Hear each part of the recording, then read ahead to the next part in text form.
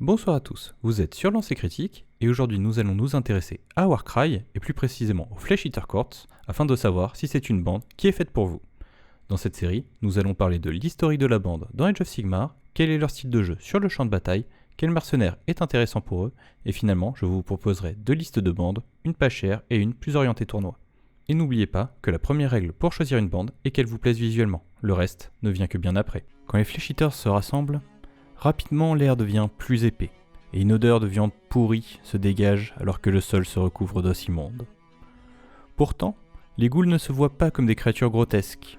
Dans leur folie, ils se voient comme de nobles et galants chevaliers, marchant à l'unisson pour abattre les forces du mal qui menacent leur terre. Nés de l'esprit de l'Arborant Ghoul King, cette illusion persiste, alors même qu'ils arrachent la chair des os de leurs ennemis vaincus. Dans tous les royaumes, il existe d'horribles histoires sur les Flesh Eater Courts.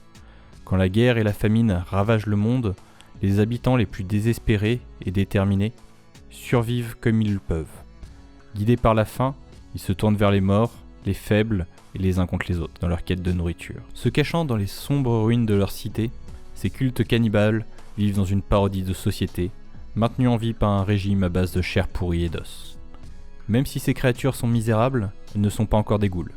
Ce n'est qu'une fois qu'elles prennent part au festin de l'Arborant King que leur transformation est complète. Le roi en lui-même est un vampire bestial qui dirige son domaine grâce à sa cour grotesque. Complètement désillusionnel, il devient une aberration, même pour les autres vampires. Ils sont tellement perdus dans leur folie qu'ils croient eux-mêmes être des monarques mortels ou des empereurs dirigeant de vastes domaines. Quand ils arrivent dans un lieu infesté de cannibales, ils n'y voient aucun monstre, mais seulement des paysans, affamés, ou des soldats avides de servir un maître bienveillant. Les Arborant Ghoul King sont plus que des bêtes désillusionnelles, ils sont aussi la source de la contagion de la folie. Les esprits faibles sont vite contaminés, alors que ceux qui font preuve de plus de volonté finissent par voir le roi de la façon dont il se voit lui-même. Il ne faudra pas longtemps pour que ceux qui se cachaient dans l'ombre se tiennent fièrement dans la lumière, dans une armure de désillusion, en parodie de civilisation, issue de la folie de leur roi, alors qu'ils le rejoignent pour ses banquets. Les 8 points étant le lieu de la rivalité constante des bandes du chaos, il n'est pas étonnant de voir que des Flesh Eaters sont apparus en ces terres. Dans une bande de Flesh Eater Courts, vous pouvez croiser des Crypt Ghouls, c'est la forme la plus connue dans les royaumes mortels, elle représente la majorité de cette bande. Ils se voient comme des soldats ou des paysans au service de leur roi. Les Cryptorors, ce sont les chevaliers de la cour.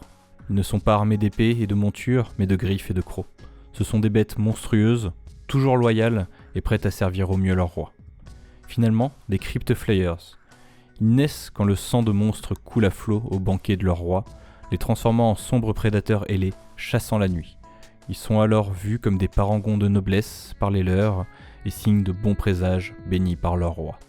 À présent, parlons d'eux sur la table de jeu.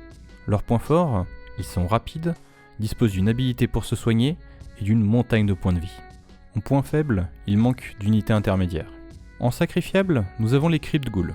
Avec leur mouvement de 5 pour seulement 55 points, c'est une très bonne troupe sacrifiable et vous en aurez sûrement quelques-unes, ne serait-ce que pour remplir votre liste. En élite, nous avons les Cryptorors. Bien que chères en points, elles sont intéressantes car elles se déplacent de 6, disposent de 4 attaques de base qui peuvent monter à 6 sur un double tant qu'elles sont à côté de leur leader, et disposent de 30 points de vie. Nous sommes clairement dans le haut du panier de l'élite. En élite rapide, nous avons les Crypt Flyers. Ils ont le même profil que les Cryptorors, sauf qu'en plus, ils disposent d'un mouvement de 10 avec le vol, et ont une aptitude qui leur permet d'augmenter leur force, ainsi qu'une attaque de zone sur un triple qui peut toucher tous les ennemis visibles à 8 pouces. Le leader a la capacité d'augmenter la caractéristique de mouvement d'un ailier à 6 pouces. Cette habilité reste très limitée et ne devrait servir que de façon ponctuelle. En leader, nous avons les versions champions des 3 unités précédentes, avec un impressionnant 40 points de vie pour les 2 élites. En mercenaire, nous pouvons prendre le Lone Necromancer, qui sur un quad peut donner une action d'attaque ou de mouvement bonus. Au final, nous avons une bande très orientée élite, qui peut se permettre de ne pas être à la traîne sur le nombre grâce à une unité sacrifiable peu chère et efficace.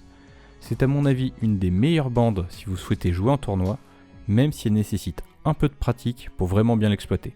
Elle est aussi très simple à jouer pour les nouveaux joueurs car il n'y a pas vraiment de mauvais choix.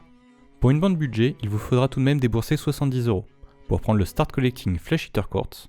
Cependant, cette boîte comprenant un Terrorgeist, cela vous permettra de jouer ce monstre dans vos parties narratives, ce qui est un plus non négligeable. Pour la bande, en leader, je prendrai un Crypt Infernal, en élite rapide 2 Crypt Flyers et finalement 4 Crypt Ghouls. C'est une bande très orientée mobilité et plutôt facile à jouer. Pour du tournoi, je m'orienterai vers un Crypt Infernal comme leader, 3 Crypt Aurore et 2 Crypt Ghouls. Vous disposerez de beaucoup de points de vie sur la table, avec un mouvement supérieur à la moyenne, et vous allez pouvoir pleinement utiliser l'aptitude des Crypt Aurore afin d'éliminer vos adversaires en utilisant la supériorité de mouvement du Crypt Infernal pour le placer à portée de déclenchement de l'aptitude. Voilà, j'espère que cette vidéo vous aura permis de savoir si les Flesh Eater Quartz étaient une bande pour vous. N'hésitez pas à me signaler dans les commentaires quelle bande vous voudriez voir ensuite. Tout sweet!